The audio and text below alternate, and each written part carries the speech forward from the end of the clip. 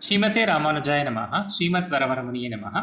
நம்மாழ்வார் அருளிச் செய்த திருவாய்மொழி 3ஆம் பத்து 2ஆம் பதிகத்தின் 3ஆம் பாசுரத்தில் கொல்லா மாக்கோல் கொலை செய்து பாரத போர் எல்லா சேனையும் இருநிலத்து அவித்த எந்தாய் பொல்லா ஆக்கையின் புணர்வினை அறுக்கலரா சொல்லா யான் உன்னை சார்வதோர் சூழ்ச்சியே என்று பாடுகிறார். கர்மங்களே மோட்சத்தை அளிக்க வல்லவை என்று இருப்பவர்களுக்கு துரியோதனனைப் போல் உன் 9 கோடி நாராயண கோபாலர்களை தந்து அனுப்பிவிட்டு உன்னையே உபாயம் என்று வருபவர்களை அர்ஜுனனைப் போல் உடனிருந்து வழி நடத்துபவனே, மேலும் நீ யுத்தத்தில் ஆயுதம் எதையும் எடுக்கக்கூடாது என்று துரியோதனன் மீண்டும் வந்து கேட்டதனால் பலவிதமான ஆயுதங்கள் உன்னிடம் உள்ள போதிலும் அவற்றை கொல்வதற்கு உபயோகிக்காமல் குதிரையை வழிநடத்துகிற சாட்டையை மட்டுமே ஆயுதமாக கொண்டு விரோதிகளை அழித்தாய்.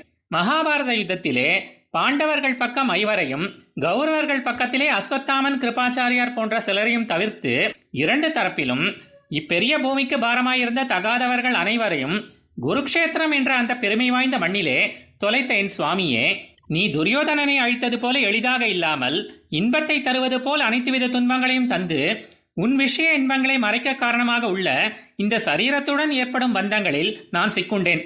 ராவணன் தலை போல அறுத்தாலும் மீண்டும் மீண்டும் முளைத்து நிற்கும் இந்த விரோதிகளை அழித்து உன்னை அடைவதற்கு இதை காட்டிலும் 2வது உபாயம் இல்லை என்னும்படி ஒரு வழியை நீயே உரைக்க வேணும் என்று பிரார்த்திக்கிறார். ஆழ்வார் எம்பெருமானார் ஜீயர் திருவடிகளே சரணம்.